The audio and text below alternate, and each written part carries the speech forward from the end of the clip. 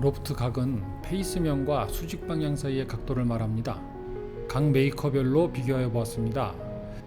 그러니까 이제 7번으로 나 몇 메터 나가 이런 식의 자랑은 의미가 없다는 겁니다. 비거리 자랑은 드라이버에서만 하시고 아이언은 정확한 비거리로 치는 게 중요합니다.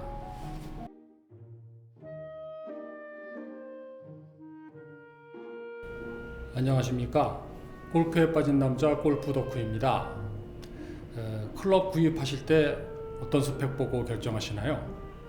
보통 메이커를 결정하고 나면 샤프트가 그라파이트인지 스틸인지, 강도가 R인지 S인지, 밸런스가 D0, D1, D2인지 정도 보고 결정하시죠.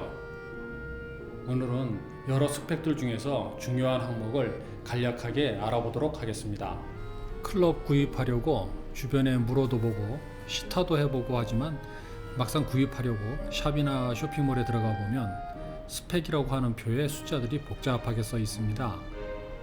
로프트각, 라이각, 바운스, 길이, 무게, 밸런스, 샤프트 강도, 토크, 킥포인트 등등 복잡합니다. 모든 항목을 다 알 필요는 없지만 메이커별로 차이가 큰 항목은 기본적으로 알고 있어야겠죠. 먼저 머슬백, 캐비백이니 하는 것은 헤드 디자인에 대한 구분이고, 단조, 주조와 같은 것은 생산 방법에 따른 구분이 있습니다. 하지만 요즘엔 복잡한 구조와 다양한 재질을 사용하는 아이언들도 있기 때문에 단순하게 구분하기가 어렵습니다. 그리고 이런 것들은 주관적인 느낌이라서 개인적 차이가 많이 나기 때문에 여기서 논하지 않겠습니다. 온라인 쇼핑몰에서 판매 중인 메이커별 아이언들의 스펙을 한번 보겠습니다. 혼마의 TW747 아이언 스펙을 한번 보시죠. 단조 아이언이고요. 3번부터 11번까지 있고 10번이 P이고 11번이 갭 엣지입니다. 밸런스는 D2로 모두 동일하군요. 브리지스톤사의 V300 모델입니다. 국민 아이언으로도 불리고 있고요. 연철 단조고 그라파이트 샤프트 옵션은 C9에서 D0로 좀 가볍게 세팅되어 있습니다. 먼저 라이각을 보겠습니다. 라이각은 그림과 같이 어드레스를 하였을 때 샤프트와 지면 사이의 각도를 말합니다. 각 메이커별로 아이언의 라이각을 비교해 보았습니다. 클럽 길이에 따라서 약간씩 달라질 뿐 메이커별로 큰 차이는 없어 보입니다. 표준으로 비슷하게 생산된다는 얘기죠. 하지만 클럽을 많이 숙여서 잡아서 토우 쪽이 들리는 사람은 이 각을 좀 수정해야 됩니다. 단조 아이언은 이 각을 좀 수정할 수 있습니다. 단점은 쓰다 보면 이 각이 변할 수 있으므로 가끔 교정해 주어야 합니다. 로프트 각은 페이스면과 수직 방향 사이의 각도를 말합니다. 각 메이커별로 비교해 보았습니다. 7번 아이언의 로프트 각에 유념해서 보세요.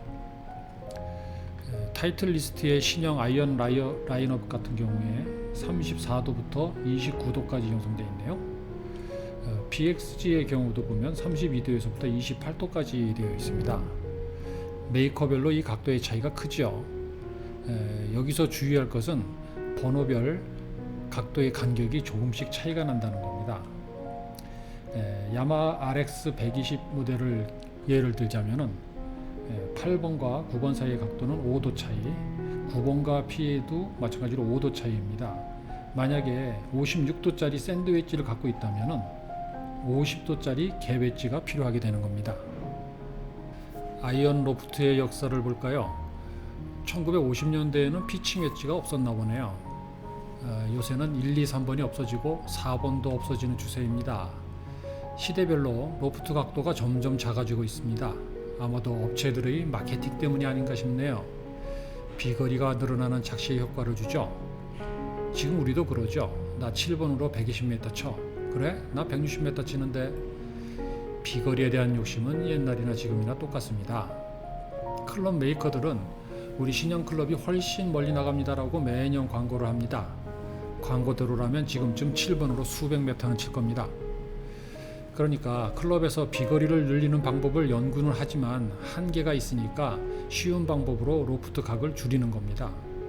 1950년대 6번 아이언 38도가 지금은 9번 아이언 정도 되었습니다.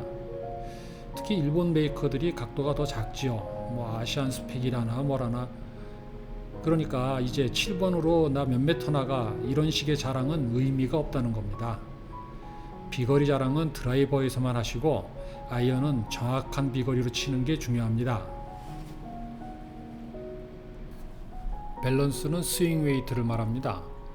좀 더 정확히 표현하자면 클럽의 밸런스를 스윙 웨이트를 기준으로 잡았다라는 거죠. 이것은 그립 쪽에서 14인치 되는 지점을 중심으로 잡고 평형을 맞추는 데 필요한 무게를 측정해서 D0, D1, D2 같은 단위로 부르는 겁니다. 야구 방망이를 거꾸로 들고 흔들어 보면 매우 가볍게 느껴지지만 똑바로 들고 흔들어 보면 좀 무겁게 느껴집니다. 총 무게는 같은데도 말이죠.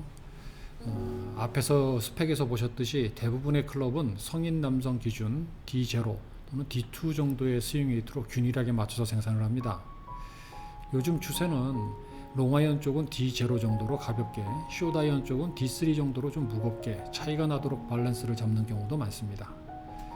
자신이 직접 클럽 헤드 쪽에 납테이프를 붙여가면서 나에게 맞는 무게감을 찾고 피팅샵에 가서 맞춰달라고 할 수도 있습니다. 다음은 샤프트의 강도로 R, SR, S 등으로 샤프트에 표시가 됩니다. 자기 헤드 스피드에 따라서 적절한 강도를 선택해야겠죠.